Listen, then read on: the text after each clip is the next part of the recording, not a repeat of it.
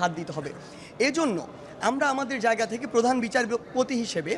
এমন একজনকে নিয়ে কথা বলেছি, আমরা বিশ্বাস করি যার গ্রহণযোগ্যতা এই মুহূর্তে পুরো বাংলাদেশে সবচেয়ে বেশি, এবং শুধু বাংলাদেশ নয় পৃথিবীব্যাপী যার একটি সুনাম রয়েছে। সেই জায়গা থেকে আমরা বিশ্বাস করি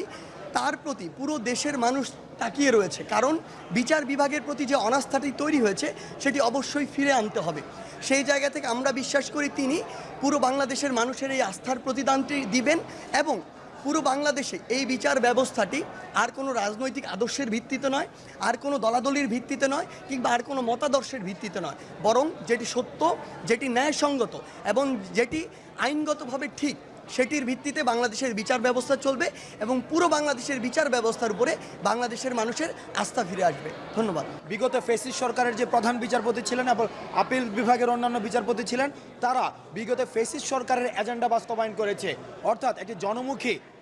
জনমুখী বিচার ব্যবস্থার পরিবর্তে তারা একটি সরকারি দলের এজেন্ডা বাস্তবায়নের জন্য সবসময় কাজ করেছে, যার কারণে এই সাংবিধানিক প্রতিষ্ঠানটির উপরে মানুষের অনাস্থা সৃষ্টি হয়েছে। যেহেতু আমাদের কথা অনুযায়ী, আমাদের ছাত্র নাগরিকের দাবি অনুযায়ী প্রধান বিচারপতি সহ অন্যান্য আপিল বিভাগের অন্যান্য বিচারপতি পদত্যাগ করেছে, এবং আমরা যেহেতু আমাদের যে বর্তমান যাকে বিচারপতি নিয়োগ দেওয়া হয়েছে, আজকে যিনি শপথ গ্রহণ করেছেন, আমাদের জায়গা থেকে একটি দাবি ছিল, প্রত্যাশা ছিল যে ওনাকে বিচারপতি নিয়োগ দেওয়া হোক, কারণ আস্থার জায়গা থেকে, নির্ভরতার জায়গা থেকে এবং যোগ্যতার জায়গা থেকে, দেখুন উনি অক্সফোর্ড থেকে পড়াশোনা করে এসেছেন, ওনার বাবা শহীদ ইশতিয়াক আহমেদও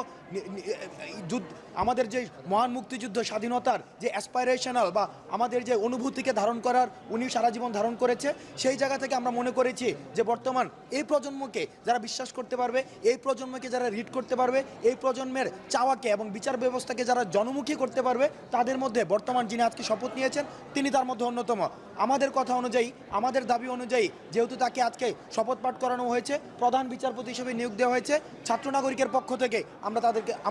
আমরা এই অন্তর্বর্তীকালীন সরকারকে আমরা ধন্যবাদ।